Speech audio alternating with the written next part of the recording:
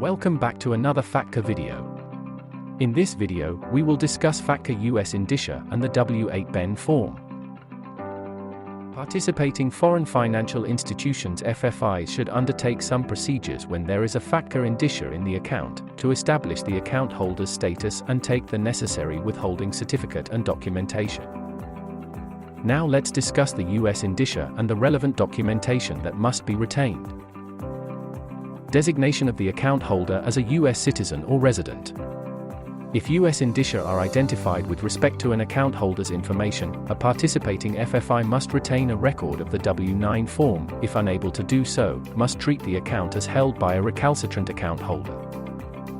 Generally, a recalcitrant account holder is any account holder that fails to comply with reasonable requests for information necessary to determine if the account is a United States account. Fails to provide the name, address, and TIN of each specified United States person, and each substantial United States owner of a United States-owned foreign entity. Fails to provide a waiver of any foreign law that would prevent a foreign financial institution from reporting information required under FATCA. U.S. place of birth. If information required to be reviewed with respect to the account unambiguously indicates a U.S. place of birth for an account holder, the participating FFI must retain a record of a form of documentary evidence, evidencing citizenship in a country other than the United States, and a copy of the individual certificate of loss of nationality of the United States. Or, alternatively, a W-8BEN, a form of documentary evidence evidencing citizenship in a country other than the United States, and a reasonable written explanation of the account holder's renunciation of U.S. citizenship or the reason the account holder did not obtain U.S. citizenship at birth in order to establish the account holder's status as a foreign person. For the following mentioned indicia, 3 to 7 the participating foreign financial institutions must retain a record of a W-8BEN and a form of documentary evidence in order to establish the account holder's status as a foreign person and not a U.S. person. The following are the remaining indicia. 3. A current U.S. residence address or U.S. mailing address, including a U.S. post office box. 4. A current U.S. telephone number, regardless of whether such number is the only telephone number associated with the account holder.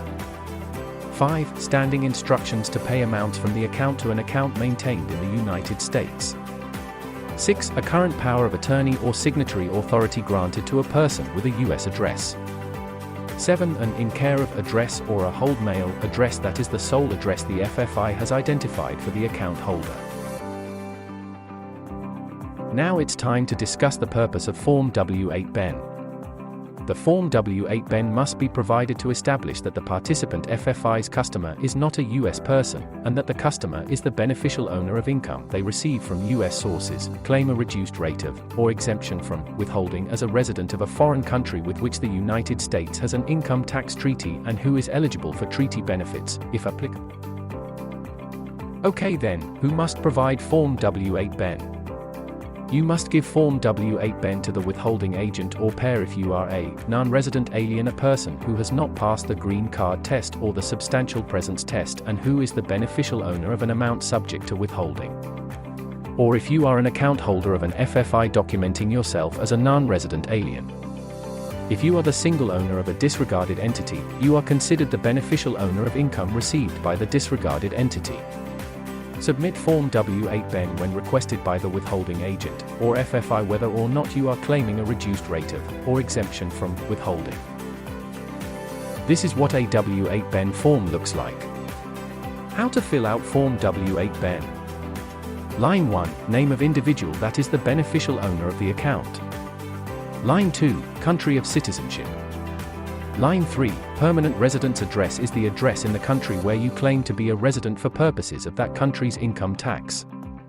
Line 4, mailing address. Line 6, foreign tax identifying number. Line 8, date of birth. Part 2, claim of tax treaty benefits.